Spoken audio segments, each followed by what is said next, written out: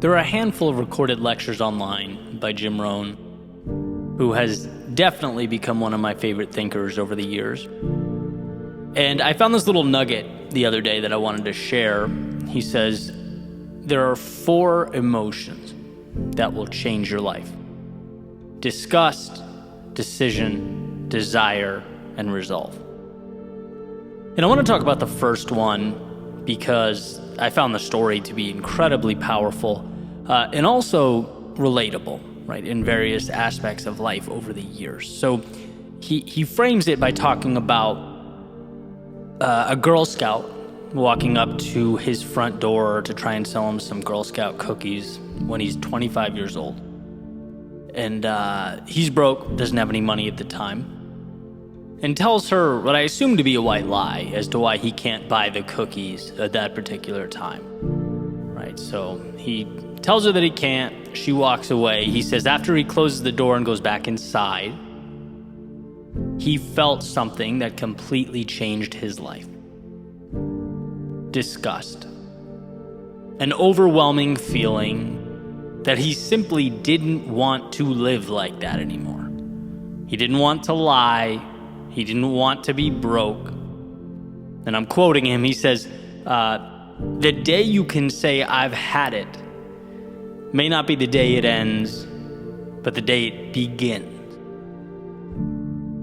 And that feeling, which of course on the surface seems like a terrible thing, right? No one wants to feel disgust with their circumstance. But it's ultimately one of the most powerful indicators life can present to us. There has always been, and I assume will continue to be, that point in many different facets of my life where I say enough is enough. I just never thought to categorize it and label it like he did, but that's what it is. You know, getting to a point where you look around and realize you've conceded too much.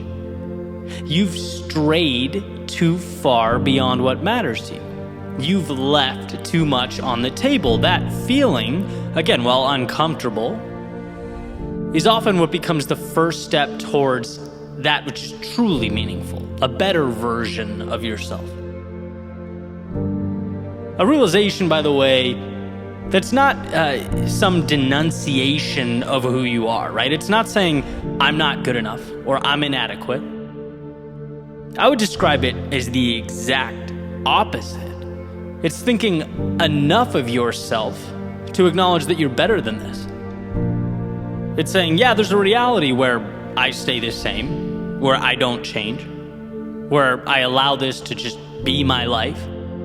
But that's not the reality I'm going to choose, because I respect myself too much to continue living with that dissonance between my actions and who I know I truly am.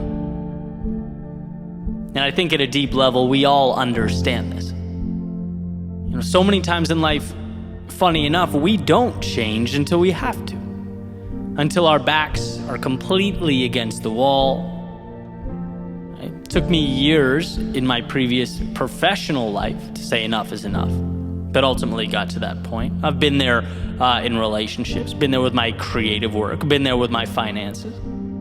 And what's especially interesting is that as you grow, evolve, and your goals change, what you expect of yourself changes, grows along with you, you'll find yourself at that place again, and again, and again, and that's good. Listen to it, right? That's your intuition telling you you're ready for more, that something else awaits, that the status quo is no longer sufficient. And there lies the opportunity.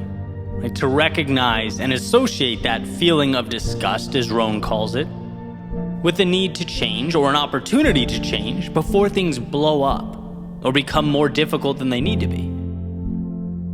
Everything in your life has been allowed by you to some extent. You know, that's an important thing to understand.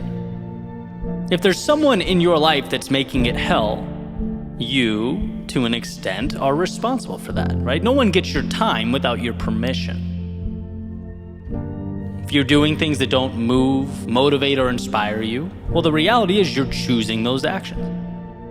Now, the circumstances may be specific to you. They may be difficult, and I understand that, but Are you asking yourself how you can begin moving away from it? How you can put walls between yourself and the things that drag you down? Because the bottom line is, it's very easy to become accustomed to things that are a drain on our lives. The old frog in the boiling water, right? You throw a frog in a pot of hot water, it'll jump right out. But you put it in a pot of cool water, and you slowly but incrementally increase the temperature until it's boiling, the frog won't realize it's burning alive. I think in the same way, we learn to live with that situational disgust. The things we're unhappy with just become the baseline or normal. It becomes regular. And what I love about this Girl Scout cookie story is that light bulb moment where it's like, no, I don't have to accept this. I can take back control. I dictate how I'm going to live, and I know this isn't it. Now, you don't need to have all the answers right away. In fact, you most certainly won't have them. But every journey, as the saying goes, begins with the first step. That's precisely why the moment is so powerful. You don't start moving to that new place until you realize that you want to start moving away from where you are. Rohn talks about disgust being a powerful motivator. That's why. It's the initial leverage you need to create that momentum. To see the gap between where you want to be and where you are. And this is ultimately a call to that realization. Do an audit on yourself and your contentment, the places you find lacking. They're calling for your attention. And it's normal, it's okay, it's part of life, but it's also your opportunity to begin making that change. I like very simple, very straightforward notes to help me parse through this. Simple list, 2 columns. On the left, everything that brings me some level of anxiety or that is a drain on my peace. And on the column on the right, directly across from it, simply what I plan to do about each item. Nothing major, but a tangible, manageable step. Because as Jim Rohn says, you begin to utilize that feeling of disgust or discontent to act. You turn that message into something beautiful, an adventure, some variation of growth. That's where the good stuff is. By the way, it also changes our relationship with those emotions when they emerge. It's no longer poor me, I'm stuck, my life is hard, and the list goes on and on. No, it's, oh, this doesn't feel good. How can I use it to connect me to something that does? Let's listen to that. I don't like the feeling of making excuses as to why I can't buy the cookies. I don't like the feeling of not having the financial resources. Obviously, can't fix it overnight, but let's make a plan. Let's allow the wheels to hit the road, right? Which, hey, who knows, might be more than I've ever done. This is the magic beginning he alludes to. The confidence being earned, the purpose, the meaning, and ultimately being that we only get results where we place our attention, the outcome we've been looking for. So when you find yourself at that point, when you experience a repetition of disappointment or frustration with your circumstance, let that be the gift it's trying to be. Let it be the reason you will soon wake up a different person, moving towards that which aligns with who you are.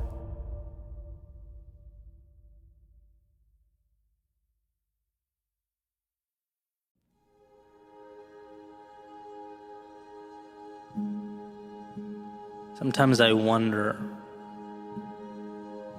why.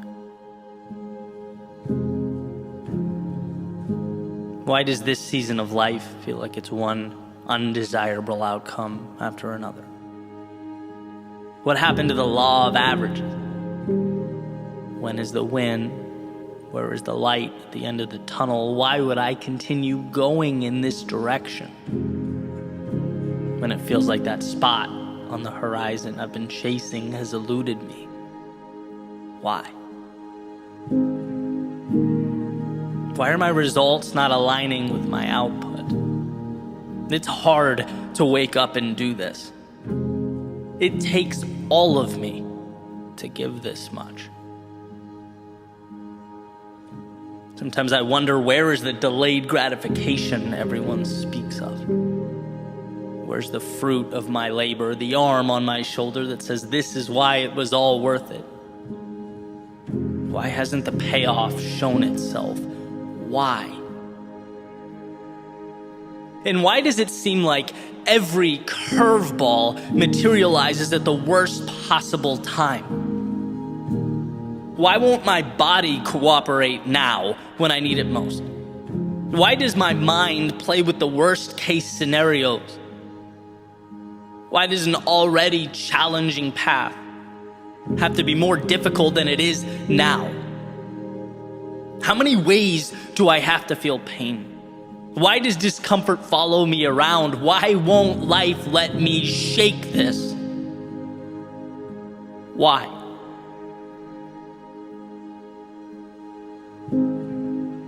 Well, maybe, just maybe, it's to show you how strong you are, what you can endure. Because deep down in your soul, you know you are the 1%. Because if you can push through this, you can push through anything. And I don't know why life gives us its lessons when it does. Why the world seems to stack it on when we're at our most vulnerable. When the ground beneath us is most unstable. But if you can find the courage to step back and see this for what it is, if you can hold on to the idea that this is happening for you, you'll come out of this a different person. You don't need to perform a miracle when you're at your lowest. No, the courage, the power, the strength is in showing up. You need to continue forward. Let go of the week, the month, the year. Sometimes we are tasked with pushing through the moment, the hour, surviving the day. And sometimes there is nothing more courageous than that, nothing more powerful than seeing what it turns into down the road when we look over our shoulders and are grateful we never stopped. So yes, this season might seem like a non-stop barrage of obstacles and misfortune. Why? Perhaps because it's life allowing you to plant your seed now, so that when spring comes around, you are provided something you've never had before. You arrive at that spot in the horizon you've been aiming at. And yes, the results might not feel like they're aligning with your output. Why? Perhaps because when the compounding reaches that magical point, that point of statistical significance, and the desirable things happen then as quickly as the difficult ones do now, it'll all make sense. You'll appreciate it, value it, and be equipped to handle it. And yeah, life might seem to be throwing you curveball after curveball. Why?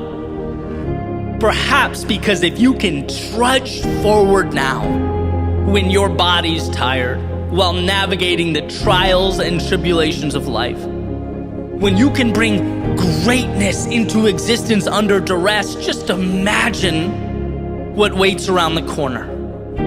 Imagine how you'll perceive those seemingly impossible obstacles that slow everyone else down. There'll be nothing more than a cool breeze and a sunny day as you move towards your best self. Look, it's hard to understand when we are in it. It's hard to make sense of the dark and the chaos and the hurt, but find a way to remember, no matter how hard it seems, that this life is happening for you and not to you. This is the seed in the palm of your hand that will mean something that matters. So hold on. Hold on to see that seed begin to rise from the ground. Hold on to feel the warmth of the sun. Hold on through the storms of life, they will be why. When you look back years from now, you'll have gotten from life that which was once merely a dream.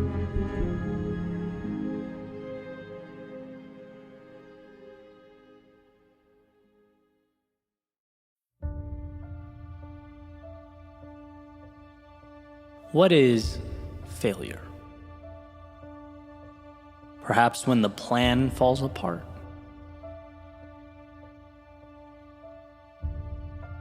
Maybe when the project results are underwhelming. No, not quite. When your heart breaks, momentum stops, when your world is shaken at its foundation. No, to put it simply, failure is not going. Failure is the plan never falling apart because you were too scared to make one. Failure is never being underwhelmed by the results of that project because you couldn't find the courage to start. Failure is no heartbreak, no setbacks, no challenge to your worldview because you stood still. I see life's disappointing occurrences as a sort of transaction. Some temporary discomfort in exchange for the very wisdom you were looking for, placed in the palm of your hand. You endure the pain to get the answers. You accept chaos today in exchange for the map that enables you to navigate the terrain. How can something be a failure if it places you right where you need to be? How can something be a failure if it brings you closer to the life you dream of? Maybe we don't look at life as failure versus success, but rather as being stagnant versus being in motion, immobile versus mobile. Maybe it's that simple. If you are moving, regardless of how fast, you're giving yourself a chance to overcome, to collect wisdom and pick up armor. You're giving yourself a chance to be more tomorrow than you are today. And that means we stop accepting the notion that we are standing still for our benefit, justifying that we're only stationary because we're waiting for the right moment. We're here because we need this to be perfect. No, there are a million different ways to get what you want out of life, a million different paths to get you there. None of them require standing still. I already cringe at the amount of time I've wasted waiting for the right time. How I would sit on releasing this or starting that. Oh, it's because I'm a perfectionist. Only to learn that perfectionism is really just fear in disguise. You can sit there and wait and refine and refine and refine. But I'll tell you what, the one who moves, who creates, shares, collects feedback, adjusts, and repeats will have achieved that level of quote-unquote perfection before you feel prepared to acknowledge and share your prototype. It was simply by going that evolution took place.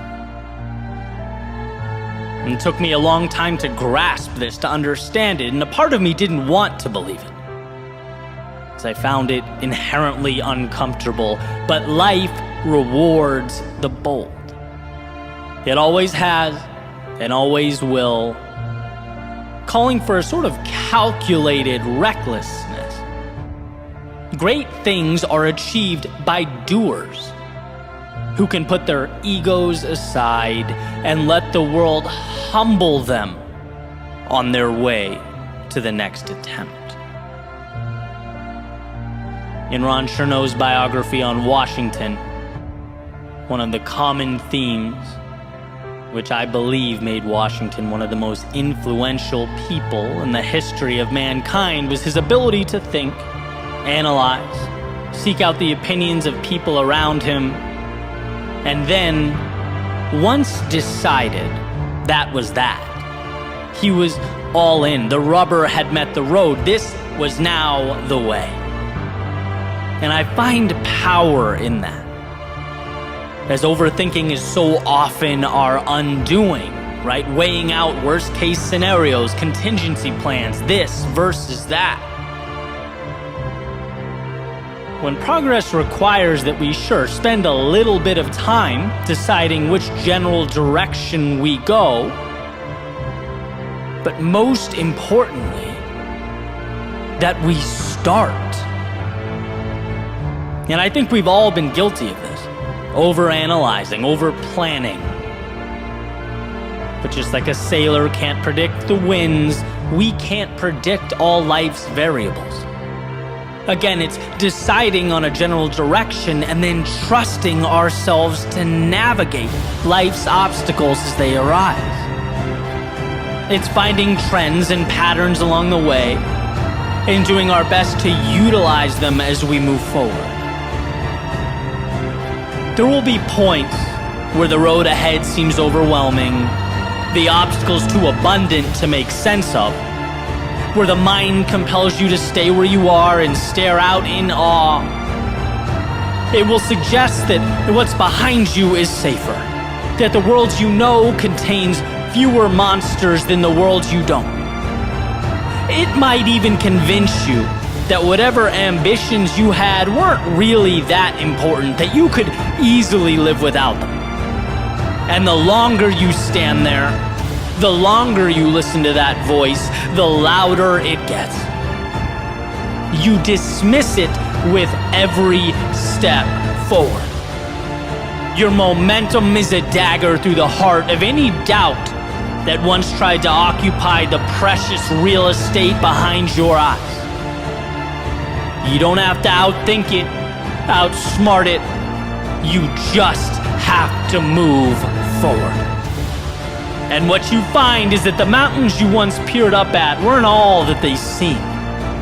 A culmination of little hills that can be climbed, manageable rocks that in actuality can be used to propel yourself up the mountainside. There was never a perfect path up. No magic transport to the summit. You might even think to yourself, what a shame that so many are still on the sidelines, waiting to devise their perfect approach, making plans and drawing maps. But that's not how any of this works. To win, you go. To make progress, you move. Knowing full well that you'll find your dead ends. You'll spend time and exhaust energy going down certain paths that don't ultimately lead you where you wanted to go. But what a gift, the ability to reverse course and take the right at the fork instead of the erroneous left you previously took. Your errors are not permanent. Your errors are correctable. Stagnation is what's permanent. Wishing is permanent. Someday is permanent. But right now, that's pure value. So next time you find yourself looking out, as we all do, remind yourself that there are many ways to transform your reality for the better. Many paths to the mountaintop, but there is only one way to assure you never get there, and that is standing still. So trust yourself to figure life out as it comes, to take the pain and extract from it wisdom, to find the strength beyond the uncertainty. Life is giving you everything that is required. Not some things or a few things, everything. All it asks of you is that you dismantle the delusion of perfection and begin.